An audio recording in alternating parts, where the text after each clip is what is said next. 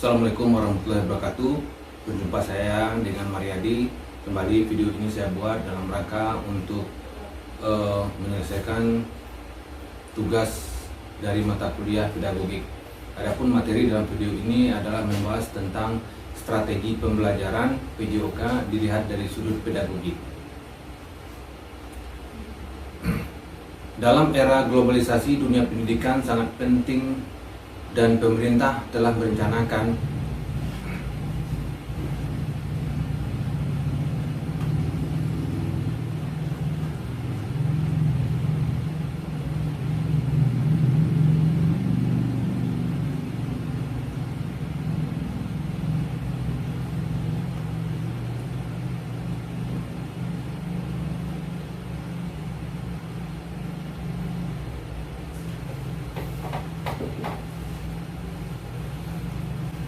Baiklah, berjumpa lagi dengan saya Mariadi. Dalam video kali ini saya akan memaparkan materi perkuliahan strategi pembelajaran PJOK dilihat dari ilmu pedagogik.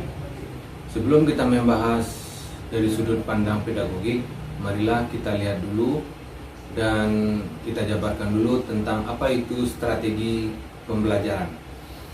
Menurut Dr. Andus Saiful Bahari Jamarah dan Dr. Andus Aswan Zain, strategi belajar mengajar adalah pola-pola umum kegiatan guru dan peserta didik dalam mewujudkan kegiatan belajar mengajar untuk mencapai tujuan yang telah digariskan.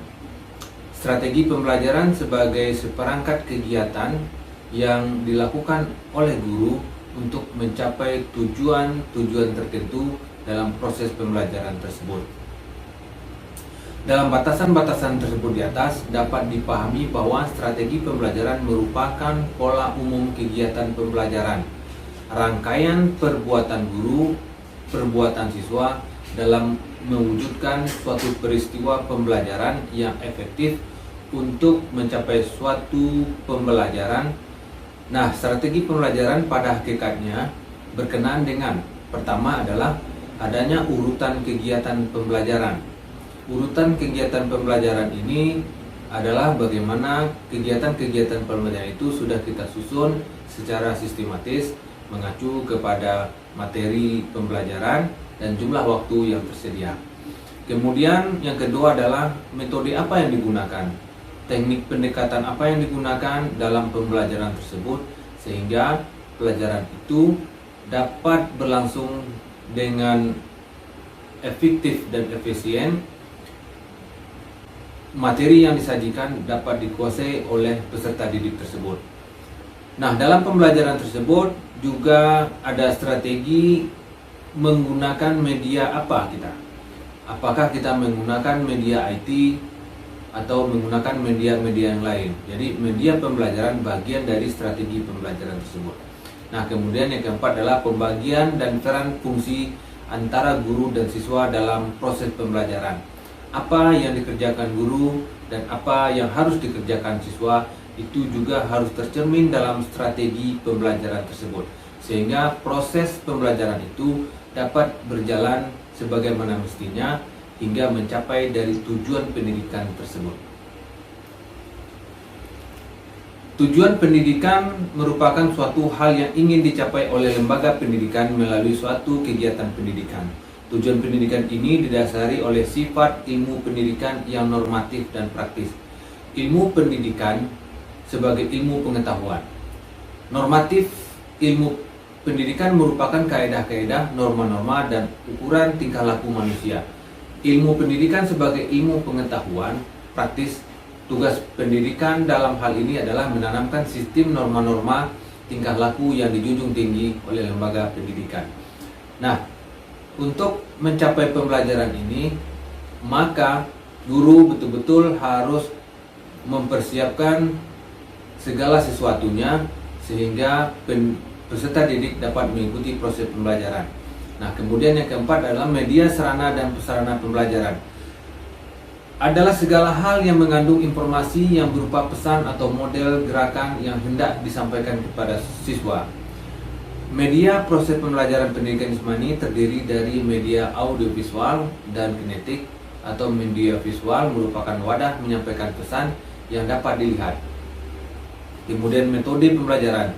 Cara untuk mencapai tujuan pembelajaran, maka metode mempunyai hubungan yang fungsional yang kuat dengan tujuan. Memilih dan menetapkan metode berarti telah menetapkan pola tujuan yang akan dicapai. Dalam menyusun strategi, kajian yang dilakukan secara seksama tentang menggunakan metode apa, bagaimana kita menggunakannya, ini harus kita terapkan dalam proses pembelajaran.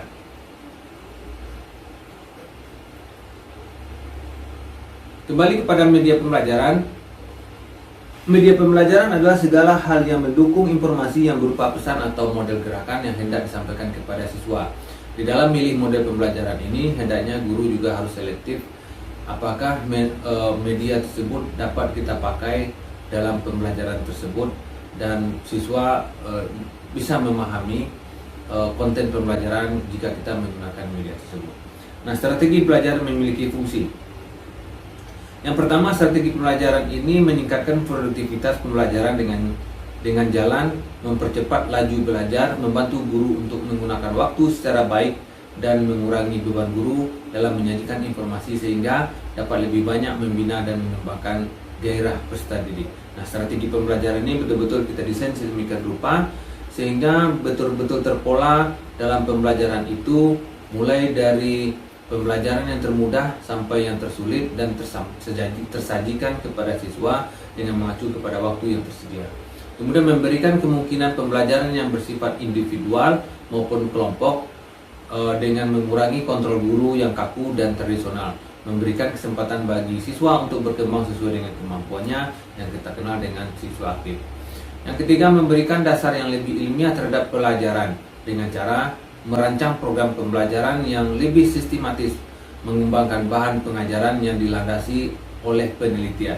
Yang keempat, lebih memantapkan pembelajaran dengan jalan meningkatkan kemampuan sumber belajar, menyajikan informasi dan bahan secara lebih konkret. Yang kelima, memungkinkan belajar secara seketika, yaitu mengurangi kesenjangan antara pembelajaran yang bersifat verbal, abstrak dengan realitas yang sifatnya konkret, memberikan pengetahuan yang sifatnya langsung. 6. Memungkinkan penyajian pembelajaran yang lebih luas dengan menyajikan informasi yang mampu menembus batas geografi. Dan yang ketujuh adalah fungsi strategi pembelajaran jasmani berfungsi sebagai peletak dasar kegiatan suatu proses belajar mengajar. Strategi dapat pula berfungsi sebagai patokan atau ukuran keberhasilan. Suatu pelaksanaan proses belajar mengajar mungkin saja sesuai dengan ketepatan yang telah digariskan dalam strategi, tetapi juga dapat saja berjalan menyimpang dari apa yang telah ditetapkan. Penyimpangan tersebut dapat disebabkan oleh beberapa kendala sehingga proses pembelajarannya tidak berjalan sebagaimana mestinya yang telah digariskan dalam strategi tersebut. Macam-macam strategi pembelajaran yang sering kita dengar dan kita pelajari adalah pembelajaran interaktif. Pelajaran interaktif ini bisa menggunakan gaya komando. Gaya komando ini di mana guru menyajikan pembelajaran yang berpusat kepada guru tersebut. Karena komando ini lebih kepada gurunya dan nanti siswa mengikuti apa yang diperintahkan oleh guru tersebut. Kemudian kita ada lagi penerapan gaya latihan. Penerapan gaya latihan ini di mana siswa kita berikan tugas-tugas yang telah kita susun dalam lembaran kerja yang kita desain sedemikian rupa dan kita memberikan petunjuk teknis dalam pelaksanaan dari tugas-tugas latihan tersebut. Nah, kemudian ada lagi pembelajaran sesama teman. Pembelajaran sesama teman ini bisa kita mulai dengan gaya resiprokal atau umpan balik, di mana belajar sama teman ini adalah memberikan kesempatan kepada siswa untuk berkolaborasi di dalam kelompok, untuk memecahkan masalah di dalam kelompoknya dan menemukan sendiri pembahasan dari pembelajaran yang tidak diketahui oleh sebagian siswa. Ada lagi model pembelajaran yang kita kenal sekarang ini dalam pembelajaran K13 itu adalah pendekatan pembelajaran saintifik, bisa saja dalam bentuk discovery learning, product learning, dan problem based learning. Nah, semua ini kita kemas dalam strategi pembelajaran sehingga tahap demi tahap dalam pemilihan pendekatan ini dapat sedemikian rupa menyajikan materi dan dapat diterima oleh siswa dengan baik, dan siswa dapat mengikuti proses pelajaran yang telah diatur dalam strategi tersebut. Barangkali ini saja yang dapat saya sampaikan dalam video kali ini. Mudah-mudahan dapat bermanfaat bagi kita semua. Wabillahi taufiq wal hidayah. Assalamualaikum warahmatullahi wabarakatuh.